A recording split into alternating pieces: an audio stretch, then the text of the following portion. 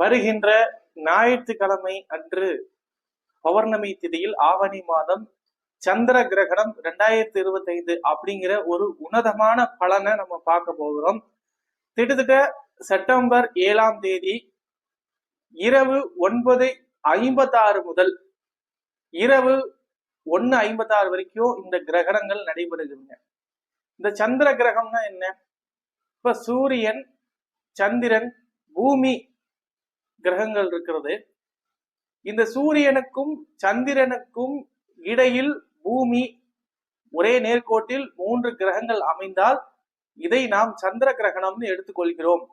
அது மட்டும் இல்லைங்க, இந்த கிரகணம் நீங்க பாத்தீங்கன்னா வளிமண்டலத்துல சிகப்பு கோளாக நமக்கு காட்சி கொடுப்பார்கள்.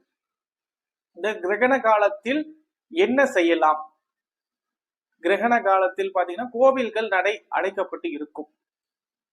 அது மட்டுங்களா, கிரகண காலத்தில் நாம் மந்திரங்கள் ஜெபிக்கலாம், மனதார இறை வழிபாடு செய்யலாம்.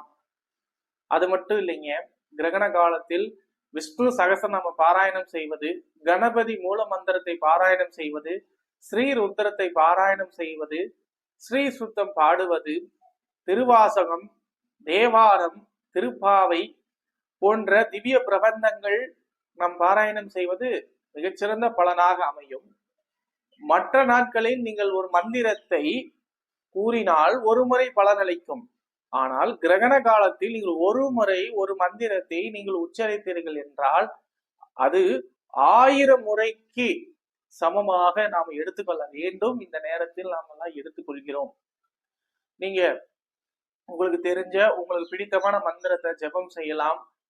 புராணங்கள், இதிகாசங்கள் போன்ற கதைகளை நீங்கள் எல்லாம் கேட்கலாம். இது போன்ற விஷயத்தில் செய்தால் இறையருள் நமக்கு நிச்சயமாக கிடைக்கிறதுங்க. இந்த செப்டம்பர் 7ஆம் தேதி இந்த கிரகண காலகட்டத்தில் நீங்கள் என்னென்ன ராசிக்காரர்களுக்கு பரிகாரமாக இருக்கிறது என்று எடுத்துக்கொள்ள வேண்டும். முதல்ல பாத்தீங்கன்னா மிதுன ராசிக்காரர்கள், கடக ராசிக்காரர்கள், துலாம் ராசிக்காரர்கள், விருச்சிக ராசிக்காரர்கள், கும்ப ராசிக்காரர்கள், மீன ராசிக்காரர்கள் இவங்கெல்லாம் பரிகாரம் அடுத்த நாள் கோவிலுக்கு சென்று செய்து கொள்ள வேண்டும். இந்த கிரகண காலத்தில் தொடங்கும் நட்சத்திரம் சதய நட்சத்திரத்தில் தொடங்குகிறதுங்க. கிரகணம் முடியும் நட்சத்திரம் பாத்தீங்கன்னா பூரட்டாதி நட்சத்திரத்தில் முடிகிறதுங்க. என்னென்ன நட்சத்திரம் என்று பார்ப்போம்.